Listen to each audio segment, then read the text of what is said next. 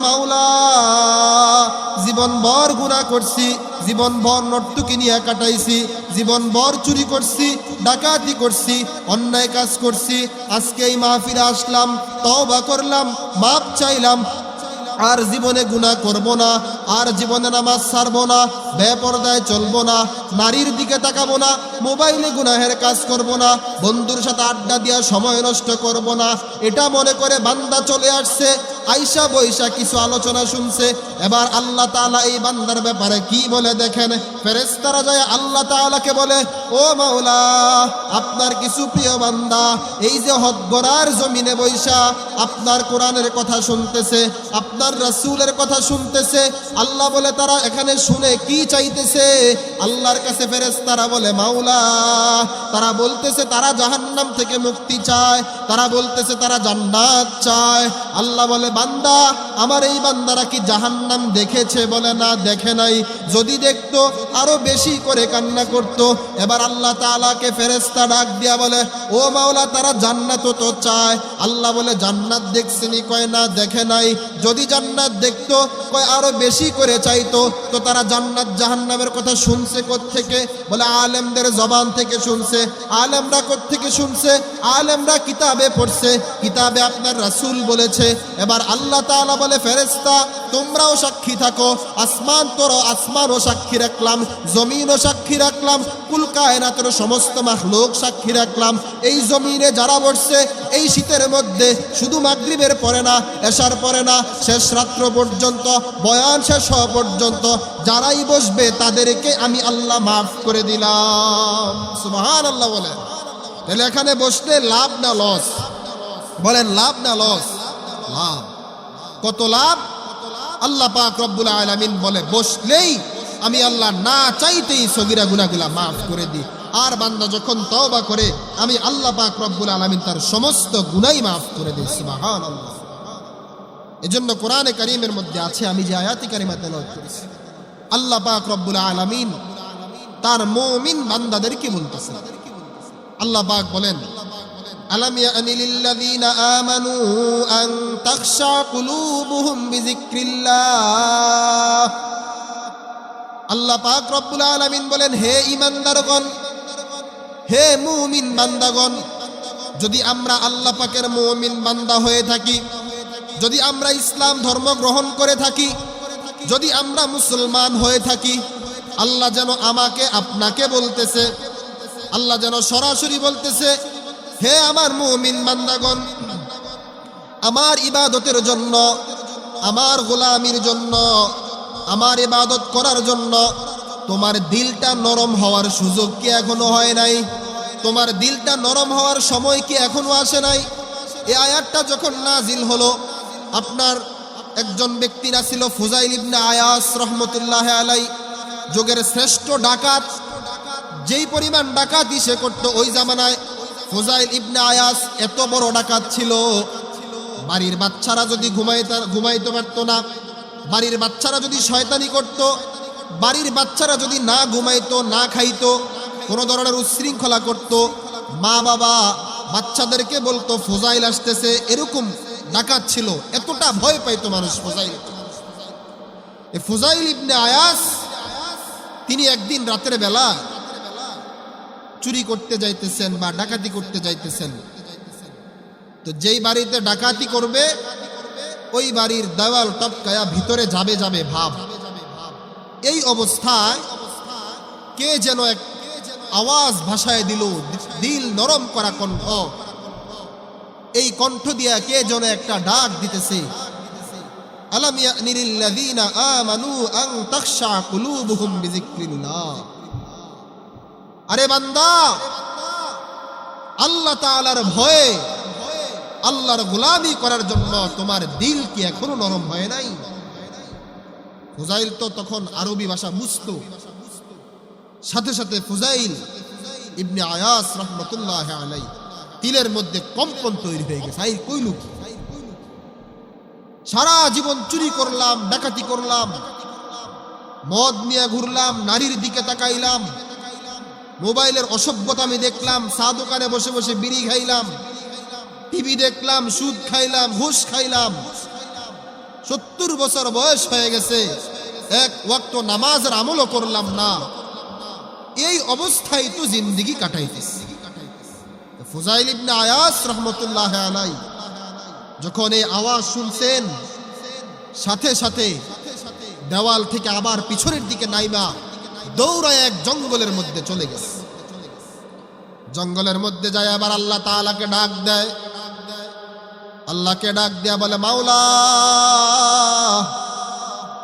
আমি আপনার গুনাহগার বান্দা, আমি আপনার একজন নাফরমান বান্দা। আমার জীবনে কোনো দান সৎকার আমল নাই, আমার জীবনে কোনো নামাজের আমল নাই, আমার জীবনে কোনো ভালো কাজের আমল নাই।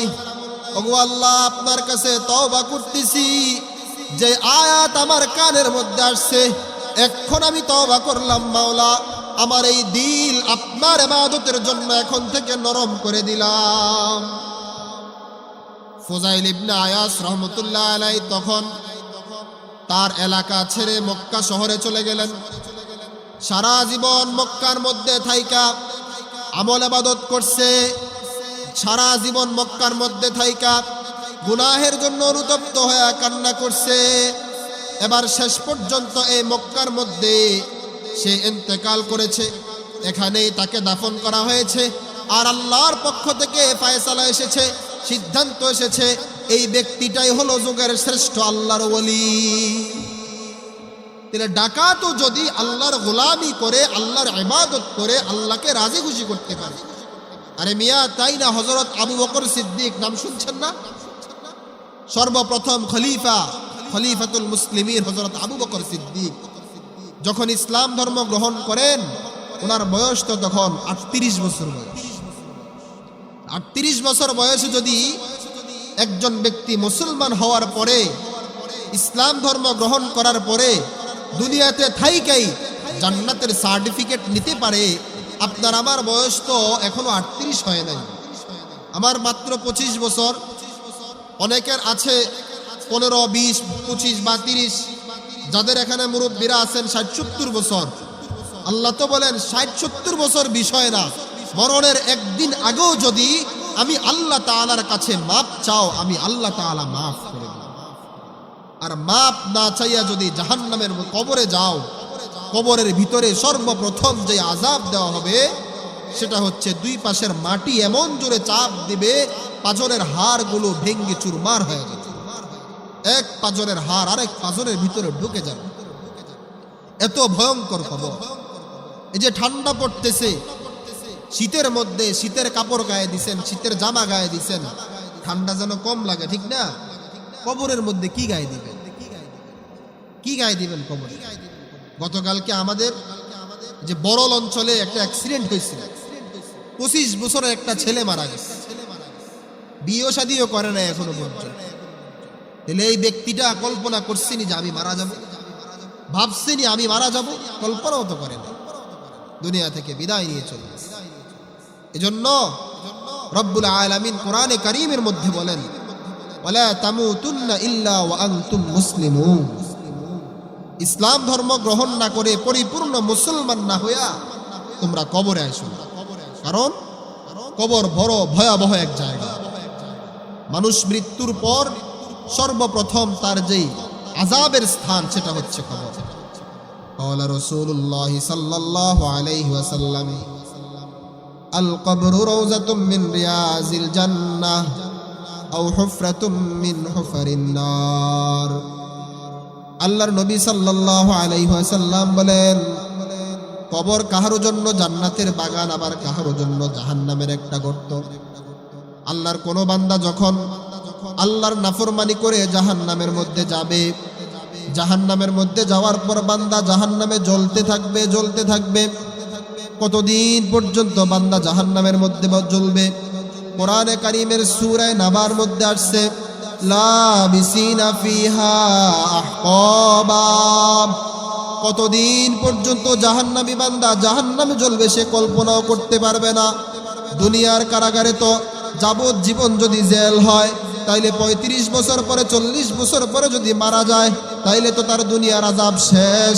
দুনিয়ার কারাগারে তো একটু খাইতে চাইলে খাইতে দেওয়া হয়, দুনিয়ার কারাগারে তো একটু ঘুমাইতে চাইলে ঘুমাইতে দেওয়া হয়, দুনিয়ার কারাগারে তো একটু আরাম চাইলে আরাম দেওয়া হয়, দুনিয়ার কারাগারে যদি একটু রেস্ট চাওয়া হয় তাও দেওয়া হয়, দুনিয়ার কারাগারে তো যদি বান্দাটা ভালো হয়, দুনিয়ার কারাগারে তো চাইলে বছরে একবার সুন্দর জামা কাপড় দেয়।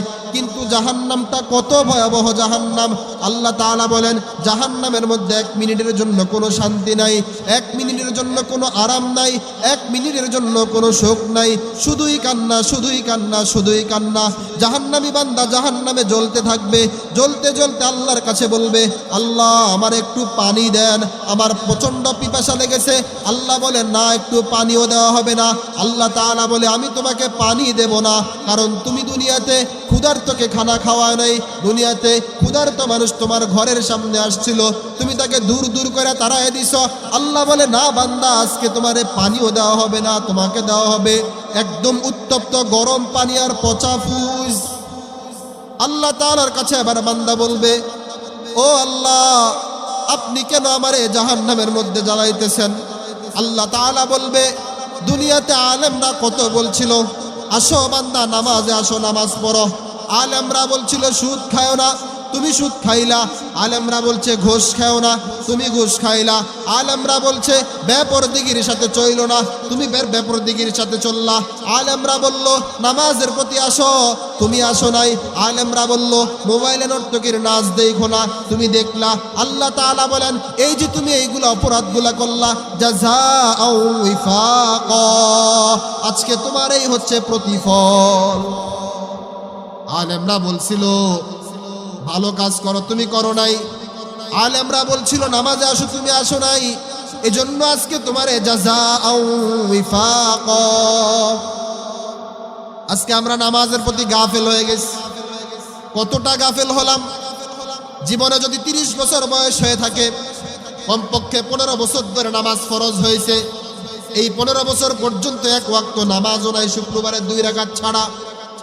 অথবা যদি কেউ মারা যায় কোনো রকম দৌড় দিয়া জানাজার নামাজটা ছাড়া আর কোনো আমল নাই। অথবা বছরে 2টা ঈদের নামাজ, তাও আরেকজনের দিকে তাকায় তাকায় নামাজ পড়ে, হেতে হাত তুলে না তুলে। জানাজার নামাজেরও একই অবস্থা, তাকায় থাকে হাত কি উঠাইতে হবে না উঠাইতে হবে। জানাজার ফরজ জানে না, জানাজার ওয়াজিব জানে না, জানাজার সুন্নত জানে না, কয়টা তাকবীর দিতে হবে, কয়ভাবে আল্লাহু আকবার বলতে হবে, আল্লাহু আকবার বলতে হাত উঠাইতে হবে কি হবে না এটাও জানে না। রাসূলুল্লাহ সাল্লাল্লাহু আলাইহি ওয়াসাল্লাম বলেন, ক্বালা রাসূলুল্লাহ সাল্লাল্লাহু আলাইহি ওয়াসাল্লাম, আউয়ালু মা ইউহাসাবু বিহিল আবদু ইয়াউমাল কিয়ামাতিস সালাহ। একজন বান্দা যখন দুনিয়া থেকে বিদায় নিয়ে আসবে, কবরে আসার পরে সর্বপ্রথম তাকে প্রশ্ন করা হবে, মার রব্বুকা ওয়া মা দীনুকা ওয়া মান হাযার রাজুল। কবরে তাকে 3টা প্রশ্ন করা হবে। তারপরে যখন হাসরের ময়দানে যাবে, হাসরের ময়দানে যাওয়ার পরে আল্লাহর নবী বলেন তাকে প্রথম প্রশ্ন করা হবে নামাজ সম্পর্কে। একজন নারীকেও প্রশ্ন করা হবে নামাজ সম্পর্কে, একজন পুরুষকেও প্রশ্ন করা হবে নামাজ সম্পর্কে। আল্লাহর রাসূল বলেন হাসরের ময়দানের প্রথম প্রশ্নটা যখন নামাজ সম্পর্কে করা হবে, বান্দার নামাজ যদি ঠিকমতো আদায় করে থাকে, বান্দা যদি ঠিকমতো নামাজ আদায় করে থাকে, তাইলে আল্লাহর রাসূল বলেন বাকি যে 4টা প্রশ্ন আছে তার প্রশ্নগুলোর উত্তর সহজ হয়ে যাবে। আজকে তো আমাদের নামাজ নাই, আজকে তো আমাদের আল্লাহর প্রতি সেজদা দিতে মন চায় না। 30 বছর বয়স হয়ে যায়, একদিনও ফজরের নামাজ পড়ে না এমন যুবক আছে না নাই বলেন? কত বাবা মসজিদের মধ্যে আইসা ফজরের নামাজ জামাতের সাথে পড়ে, ঠান্ডার মধ্যে সন্তানটা ঘরের মধ্যে গাধার মতো ঘুমায় থাকে, বাবা সন্তানটারে ডাকেও না যে বাবা আইস না নামাজটা পড়, ডাকেও না। বাবা সন্তানটাকে বলেও না আপনার মেয়েটা সকালবেলা সুন্দরভাবে সাইজা গুইজা চেহারার মধ্যে পাউডার লাগায়া ফেয়ার এন্ড লাভলি মাইখা পর্দা না কইরা বাজারে যে গেল, কলেজে যে গেল, দিনের 3টায় আসার কথা, সে যে রাতের 8টা বাজে আসলো, আপনি তো একবারের জন্য জিজ্ঞেস করলেন না মা তুমি দেরি করলা কা? তুমি তো আসার কথা 3টায়, এখন যে বাজে 8টা, এই পরিবর্তে 5 ঘন্টা তুমি কই ছিলা? আপনার মেয়েটা বাজারে বাজারে ঘোরে, আপনি কিছুই বলেন না। আপনার মেয়েটা ব্যানওয়ালার সাথে কথা বলে, আপনি কিছুই বলেন না। আপনার মেয়েটা তরকারিওয়ালার সাথে কথা বলে, আপনি কিছুই বলেন না। আপনার মেয়েটা অটোওয়ালার সাথে কথা বলে, আপনি কিছুই বলেন না। মোবাইলের মধ্যে সারা রাত ভিন ছেলের সাথে অসভ্যতামি করে, উলঙ্গ বেহায়াপনার মধ্যে জমে থাকে, আপনি কিছুই বলেন না। আপনি কেমন মা, আপনি কেমন বাবা? এই মেয়েটা তো বিবাহের আগে তার মোবাইলের প্রয়োজন ছিল না, আপনি কেন তাকে মোবাইলটা হাতের মধ্যে ধরায় দিলেন? আপনি কেন তাকে জাহান্নামের আগুনের মধ্যে দাউ দাউ করে জ্বালায় দিতেছেন? আপনার সন্তান তো আপনার চোখের সামনে যদি আগুনের মধ্যে পড়তো তাইলে আপনি তো তাকে বাঁচাইতেন, কিন্তু আপনার চোখের সামনে না পয়রা আপনি দেখতেছেন আপনার মেয়েটা মোবাইল আরেকটা ছেলের সাথে কথা বলে, আপনি দেখতেছেন আপনার মেয়েটা পর্দা ছাড়া ঘর থেকে বের হয়, আপনি দেখতেছেন আপনার মেয়েটা পর্দা ছাড়া বাজারে যায়, আপনি দেখতেছেন আপনার মেয়ে আপনার সাথে বাজারে যায়, কিন্তু আপনার পিছনে রাখে সে সামনে সামনে হাঁটে। আপনি কেন কিছু বলেন না? আপনার শরীরের মধ্যে কেন আগুন ধরে না? কিরে, আমি যে কেমন বাবা হইলাম, আমি কেমন মা হইলাম, আমার সন্তানটা বেপরদায় ছিল, আমি যে তারে কিছুই বলি না। বলেন, কোরআনে কারীমের মধ্যে আছে আল্লাহ রাব্বুল আলামিন হাসরের ময়দানে যখন মানুষগুলাকে তুলবেন, প্রত্যেকটা মানুষের জবান বন্ধ করে দিবেন। আজকে যারা 30 বছর বয়স হওয়ার পরেও এক ওয়াক্ত নামাজ পড়ে না, 365 দিনে এক ওয়াক্ত নামাজ পড়ে না, একদিন সেজদা দেয় না, ফজরের নামাজের সময় বান্দা ঘরের মধ্যে গাধার মতো ঘুমায় থাকে, ফেরেশতারা আল্লাহ তাআলাকে যেন বলে, মাওলা আপনার বানানো বান্দা, আপনার বানানো গোলাম আপনাকে সেজদা দেয় না, কত বড় ঘাটতারা সে আপনার জমিনে ঘুমায় রয়েছে, আপনার হুকুম পালন করার জন্য ঘুম থেকে ওঠে না। ও আল্লাহ, আপনি একবার অনুমতি দেন, আপনার এই জমিনটা আমি একটু উল্টায় দিই। বান্দা যেমন খাটের মধ্যে শুয়া একটু নড়াচড়া করে, একাত ওকাত হয়, মাওলা আপনি একটু অনুমতি দেন, আমি আমার আপনার এই জমিনটা আমি শুধু একটু নাড়া দিব, আর কিছুই করব না। একটু ভূমিকম্প হলেই দেখেন না কি অবস্থা, দৌড়াদৌড়ি কারে করে। সামান্য একটু নড়া লাগলে কি অবস্থা হয়, সে জায়গায় যদি জমিন এভাবে উল্টায় দেওয়া হয় কি অবস্থা হবে বলে? লূত আলাইহিস সালাতু ওয়াস সালামের জামানায় জমিন উল্টায় দেওয়া হয়েছিল না? কি অবস্থা হয়েছিল? নূহ আলাইহিস সালাতু ওয়াস সালামের জামানায় প্লাবন দিয়া, বন্যা দিয়া মানুষগুলাকে ধ্বংস করে দেওয়া হয়েছিল না? কি অবস্থা হয়েছিল তাদের বলে? আপনি আমি তো মনে করতেছি দুনিয়াটাই মনে হয় আমার জিন্দেগি, এখানেই আমাকে থাকতে হবে, আমার এর পরের জিন্দেগি যে আছে এটা আপনি আর আমি চিন্তাও করি না, ভাবিও চিন্তাও করি না। এজন্য প্রিয় ভাইরা আমার, নিজের আখেরাত বুঝান, আখেরাতের চিন্তা করেন। আপনারা যারা মুরব্বীরা বসছেন, আপনাদের তো এখন আর গুনাহ করার সময় নেই। আমি মনে করি আপনার তো এখন আর চা দোকানে বসে টিভি দেখার মতো সময় আপনার থাকতে পারে না। আপনি তো 60 বছর বয়স হয়ে যাওয়ার পরেও বিড়ি খাইতে পারেন না। কেন বিড়ি খাবেন বলেন? এটার মধ্যে কি আছে বলেন? কোরআনে কারীমে আছে, আল্লাহ রাব্বুল আলামিন বলেন, জাহান্নামের যেই খাবার সেটা স্বাদও লাগবে না, পেটও ভরবে না। তো বিড়ি তো এটা এমন একটা খানা, এমন একটা খাদ্য যেটার দ্বারা পেটও ভরে না, স্বাদও লাগে না, শুধুই শুধুই কলিজা কালো হয়, কলিজা কালো হয়, ঠোঁটগুলো কালো হয়, শরীরে দুর্গন্ধ, শরীরের মধ্যে দুর্গন্ধ। তাইলে এই বিড়ি কেন খাবেন বলে? কেন বিড়ি খাবেন? কেন বেপরদায় চলবেন? আল্লাহ রসুল কি বলেছেন? পেঁয়াজ খায়াও তো আল্লাহর নবী বলেছেন কেউ যেন মসজিদে না আসে পেঁয়াজ খেয়ে। পেঁয়াজের দুর্গন্ধ এটা যেন সে পবিত্র করে তারপরে মসজিদের মধ্যে আসে। কিন্তু আমরা বিড়ি খাইয়া মসজিদে, আপনি দেখেন যারা বিড়ি খায়, গতকালকে আমার এক ভাই বলছিল সিগারেট একটা, বিড়ি আর একটা। সিগারেট নাকি একটু দামই বেশি, আর বিড়ি হইলো কম দামি, বুঝেন নাই? আকিস বিড়ি কয়, আকিস বিড়ির মধ্যে দুর্গন্ধটা বেশি। যারা নিয়মিত আকিস বিড়ি বা বিড়ি সিগারেট খায়, তাদের সাথে যদি কেউ নামাজে দাঁড়ায়, দাঁড়াইতে মন চায় না। গন্ধ শরীরের মধ্যে, দুর্গন্ধ, শুধু গন্ধ না, দুর্গন্ধ। এই ছেলেগুলো ওখানে দাঁড়ায় ঠিক বলে, অথচ এতে মুইতে ফানি লয় না। বুঝেন নাই কথাটা? রাস্তার পাশে আস্তে করে প্যান্টের সেন্টে খুললে পেশাব করে এবার হাঁটে, প্রস্রাব প্যান্টের মধ্যে পরে, এই নাপাক নিয়ে বেড়াতে বল খায়, বিড়ি খায়, যা ইচ্ছা তা করতেছে, বন্ধুর লগে চলে, বাজারে বাজারে গরু উপরে যাওয়া সেন্ট মারে, তোমার নিচে মুতের গন্ধ উর্ফি দিয়ে তুমি সেন্ট মারো গিত্যা, কি লাভ হবে ওইটা? বুঝেন নাই? এই জন্য প্রিয় ভাইরা আমার, আল্লাহর ওয়াস্তে নিজের জীবনকে পরিবর্তন করেন, নিজের আখেরাতকে গোছান, কবরের ভয় অন্তরের মধ্যে ঢোকান। আপনারা যারা মুরব্বীরা বসছেন, অনেকের সন্তান দুনিয়া থেকে চলে গেছে, এই সন্তানের চলে যাওয়াটা দেখে আপনি চিন্তা করেন আমাকেও চলে যাইতে হবে। হযরত দাউদ আলাইহিস সালাতু ওয়াস সালামের কাছে যখন আজরাইল আসলো যে পয়গম্বর দাউদ আপনার তো চলে যাওয়ার সময় হয়েছে, চলেন। দাউদ আলাইহিস সালাম আশ্চর্য হয়ে বললেন, ভাই আর একটু সময় দেওয়া যায় না? এত অল্প সময় চলে যাব? আজরাইল বলতেছে, আপনার এই জীবনে কি আপনি কোনো লাশ দেখেন নাই? আপনার এই জীবনে কি আপনি কোনো কবরস্থান দেখেন নাই? কোনো মানুষ মৃত্যুবরণ করতে দেখেন নাই? বলে হ্যাঁ দেখছি। তো দেখে আপনি কেন শিক্ষা নিলেন না যে আপনাকেও মরতে হবে, আপনাকেও যাইতে হবে? হ্যাঁ, এই জন্য কোরআনে কারীমের মধ্যে আছে, যখন মৃত্যুর সময় হয়ে যাবে, যখন আপনাকে দুনিয়া থেকে বিদায় নেওয়ার সময় হবে, 1 সেকেন্ড আগেও না 1 সেকেন্ড পরেও না, আপনাকে টাইম মতোই আজরাইল দুনিয়া থেকে বিদায় নিয়ে যাবে। একটা ঘটনা বলি, অল্প সময় আছে। কবরের ভয় আপনার আমার মধ্যে কতটুকু থাকা চাই?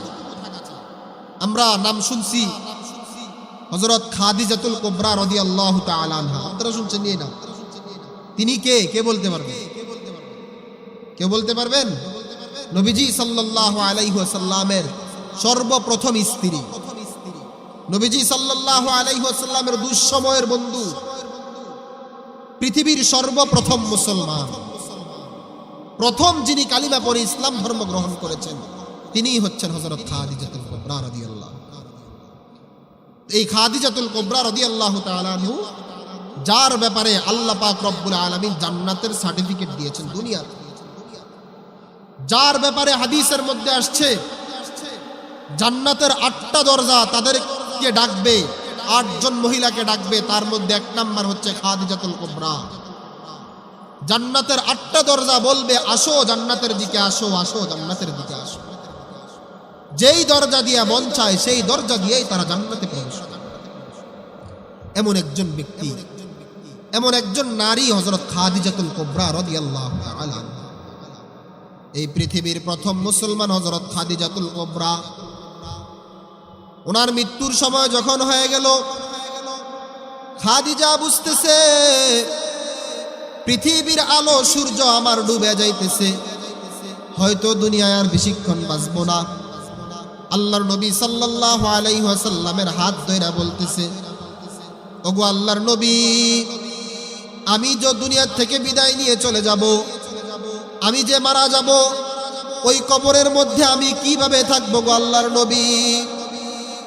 রাসূলুল্লাহ সাল্লাল্লাহু আলাইহি ওয়াসাল্লাম খাদিজার টেনশন থামাইবার জন্য বলতেছে, ও খাদিজা, আপনি যখন দুনিয়া থেকে বিদায় নিয়ে যাবেন, আপনাকে যখন কবরে রাখা হবে, কবরের মধ্যে আমার 2 জন স্ত্রী আপনার কাছে আসবে, আপনাকে ইস্তেকবাল করে জান্নাতের মধ্যে নিয়ে যাবে।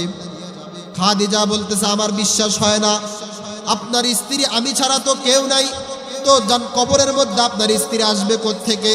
আল্লাহর নবী সাল্লাল্লাহু আলাইহি ওয়াসাল্লাম বলেন, খাদিজা, পৃথিবীর মধ্যে 2 জন নারী ছিলেন, 1 নম্বরে হযরত আসিয়া রাদিয়াল্লাহু তাআলা আনহা, 2 নম্বরে হযরত মারিয়াম আলাইহিস সালাতু ওয়াস সালাম।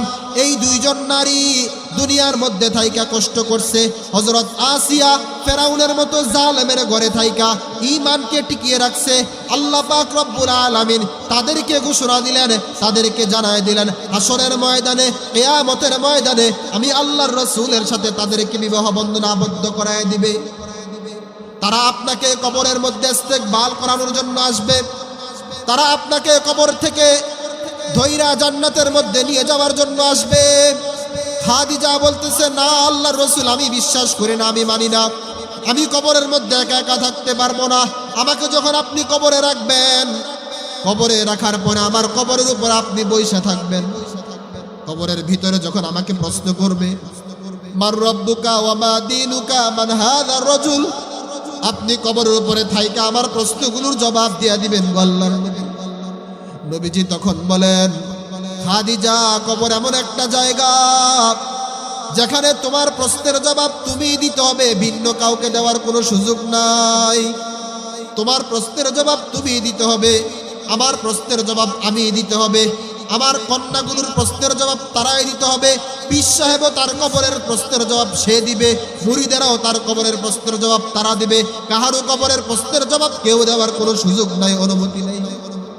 খাদিজা বলতেছে, তাইলে ইয়া রাসূলুল্লাহ আপনার কাছে আমার দুইটা দাবি। এক নাম্বার দাবি হলো, আমি যখন মারা যাব আমাকে তো আপনি কাফনের কাপড় পরাইবেন।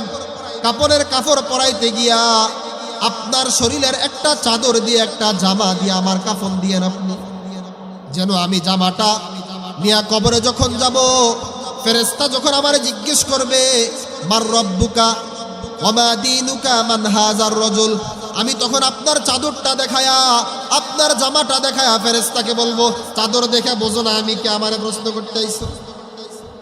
আল্লাহ রাসূল বলেন, খাদিজা রাদিয়াল্লাহু তাআলা আনহা আল্লাহ রসুলকে দ্বিতীয় দাবি জানাইলেন, যখন আমাকে কবরে রাখা হবে, কবরে রাখার সময় আপনি নিজের হাতে আমারে কবরে নিয়ে নামবেন, আমার চেহারাটা আপনার নিজের হাতে কিবলার দিকে ঘুরাইয়া দিবেন। কারণ হাদিসের মধ্যে আসছে, যখন কোনো মানুষ কবরের মধ্যে শোয়ানোর পরে তার চেহারাটা কিবলার দিকে থাকে, তার জন্য কবরটা হয়ে জান্নাতের বাগান। আর কোনো নাফরমানকে যখন কবরের মধ্যে শোয়ানোর পরে আমি আর আপনি তো প্রতিটা মানুষের চেহারাটা কিবলার দিকে ঘুরাই দেই।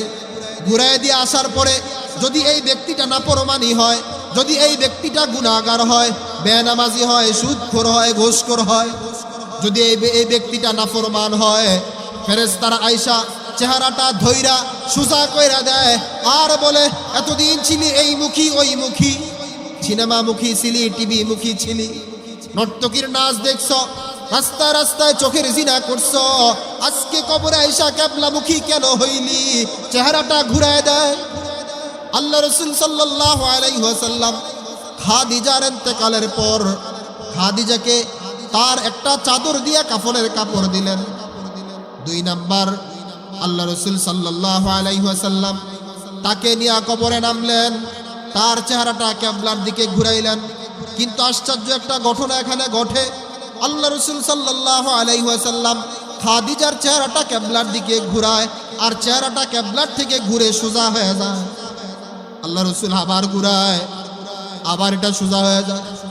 আল্লাহ রাসূল আবার কিবলার দিকে ঘুরায়, আবার কিবলার থেকে সোজা হয়ে যায়। চারি হয়ে আকাশের দিকে তাকায় বলতেছে, ও মাওলা, আপনি কি আমার খাদিজার উপরে নারাজ? আমি আমার খাদিজার চেহারাটা কিবলার দিকে ঘুরাই, আর চেহারাটা যে ঘুরে সোজা হয়ে যায়, আমি তো কিছুই বুঝতেছি না। আল্লাহ তাআলা জিবরাইল আলাইহিস সালাতু ওয়াস সালামকে পাঠায় বলতেছে, যা জিবরাইল যা, তাড়াতাড়ি গিয়া আমার বন্ধুরে জানায় দে, পৃথিবীর সর্বপ্রথম মুসলমান হযরত খাদিজাতুল কুবরা রাদিয়াল্লাহু তাআলা আনহার চেহারা আল্লাহর রাসূল কিবলার দিকে ঘুরায়, আর আরশে আজিমে বৈশা আল্লাহ তাআলা তার চেহারাটা আরশের দিকে ঘুরায়। অর্থাৎ পৃথিবীর সর্বপ্রথম মুসলমান খাদিজার চেহারাটা কিবলার দিকে থাকবে না, আরশের দিকে থাকবে। আর সমস্ত মুমিন মুসলমান ঈমানদার বান্দার চেহারাটা কিবলার দিকে থাকবে। তাইলে একটু ভাবেন, যেই মানুষটা, যেই নারীটা ইসলাম ধর্ম গ্রহণ করার পরে, আল্লাহ রাসূল সাল্লাল্লাহু আলাইহি ওয়াসাল্লাম স্ত্রী হওয়ার পরেও, নবীজি সাল্লাল্লাহু আলাইহি ওয়াসাল্লামের স্ত্রী হওয়ার পরেও, দুনিয়াতে থাকা অবস্থায় তাকে জান্নাতের সার্টিফিকেট দেওয়ার পরেও যেই নারীটা কবরের ভয়ে কান্না করতে পারে, আমাদের সমাজের যেই অসভ্য মহিলারা আছে, রাস্তায় রাস্তায় বেপরদায় ঘুরে, পেট পিঠ দেখায়, কাপড় পরে, পুরা শরীর উলঙ্গ থাকে, আপনার থ্রি পিস পরে মনে হয় যেন থ্রি পিসের অভাব পড়ছে, এমন টাইট ফিটিং কইরা পরে, বোরকা গায়ে দেয়, এমন টাইট ফিটিং বোরকা গায়ে দেয়, মনে হয় যেন কাপড়ের শর্ট পড়ছে। এই অসভ্য মহিলাগুলো, তাদের কি কবরের ভয় একবারের জন্য আসে না? ভাবেন, বলেন। যেই স্বামী তার স্ত্রী বেপরদায়, এটা সে মাইনা নিচ্ছে, এই স্বামী দাইয়ুস। যেই বাবা তার ছেলে নামাজ পড়ে না, এটা মাইনা নিচ্ছে, এই বাবা দাইয়ুস। আল্লাহ রাসূল বলেন, সে বিনা হিসাবে জাহান্নামে, কোনো সন্দেহ নেই। হারামাল্লাহু আলাইহিমুল জান্নাতা সালাসুন, তিন ব্যক্তির জন্য আল্লাহর পক্ষ থেকে ঘোষণা, তাদের জন্য জান্নাত হারাম, জান্নাত দিবে না। এক নাম্বার হচ্ছে ওয়াল মুদমিনুল খামরি, যে মদ পান করে। দুই নাম্বার হচ্ছে ওয়াল আকুফিল ওয়ালিদাইন, যে মা বাবার সাথে খারাপ আচরণ করে। তিন নাম্বার হচ্ছে ওয়াদ দাইয়ুস, যে দাইয়ুস। সাহাবায়ে কারাম বললেন, ইয়া রাসূলুল্লাহ, দাইয়ুস এটা আবার কি? আল্লাহ রাসূল বলেন, দাইয়ুস হয় ঘরের অভিভাবকরা, যারা ডিশের বিল দেয়, ফুতে বয়ে বয়ে ডিশ লাইনের মধ্যে টিভি চায়, নর্তকীর নাচ দেখে, যে বাবা মা ওয়াইফাইয়ের বিল দেয়, আর সন্তানেরা এই ওয়াইফাই পায়া সারা রাত মোবাইলের মধ্যে নর্তকীর নাচ দেখে, ফজরের সময় গাদার মতো ঘুমায় থাকে। একজন মানুষ আর একজন পশু, জানোয়ার, হাইওয়ান, গরু ছাগলের মধ্যে পার্থক্য কি জানেন? আশ্চর্য হবেন। রাসূলুল্লাহ সাল্লাল্লাহু আলাইহি ওয়াসাল্লাম বলেন, কোন মানুষ সে মানুষ হতে পারে না যতক্ষণ পর্যন্ত সে দ্বীন না মানে। কোরআনে কারীমের মধ্যে আসছে, যার নামাজ নাই, যার আল্লাহ নাই, খোদা নাই, যে আলেম ওলামার কথা শোনে না, যে আল্লাহ ওয়ালার কথা শোনে না, যে আমল করে না, ইবাদত করে না, সে তো মানুষ তো, সে হচ্ছে উলাইকা কাল আনআম, সে হচ্ছে পশুর থেকেও খারাপ। উলাইকা কাল আনআম মানে পশুর থেকেও খারাপ। পশু না, পশু তো একটা জাতের মধ্যে পড়ে। কি বলেন? গরু তো গরুর হালতে আল্লাহর গোলামি করতেছে, ছাগল ছাগলের হালতে আল্লাহর গোলামি করতেছে। আর যারা আল্লাহর গোলামি করে না, তারা পশুর থেকেও নিকৃষ্ট, পশুর থেকেও নিকৃষ্ট। এজন্য প্রিয় ভাইরা আমার, সময় নাই, সময় শেষ। আপনাদেরকে আমি এই কথাটাই বুঝাইলাম, এই কথাটাই বললাম যে নামাজ এক ওয়াক্ত ছাড়বেন না, বলেন ইনশাআল্লাহ। কারণ রাসূলুল্লাহ সাল্লাল্লাহু আলাইহি ওয়াসাল্লাম বলতেছেন যে কোনো ব্যক্তি যদি তার যেই কোনো অসুবিধা, যেই কোনো সমস্যা পড়ুক, অসুবিধায় পড়ুক, পেরেশানিতে পড়ুক, 2 রাকাত নামাজ পড়ে আল্লাহর কাছে 2 হাত তোলে, আল্লাহ তাআলা তার পেরেশানি দূর করে দেন। এজন্য আল্লাহ পাক রব্বুল আলামিন আমাদের প্রত্যেককে 5 ওয়াক্ত নামাজ জামাতের সাথে আদায় করা, আল্লাহর গোলামি করা, আল্লাহর হুকুম আহকাম মানার তৌফিক দান করেন। সকলে বলেন আমিন।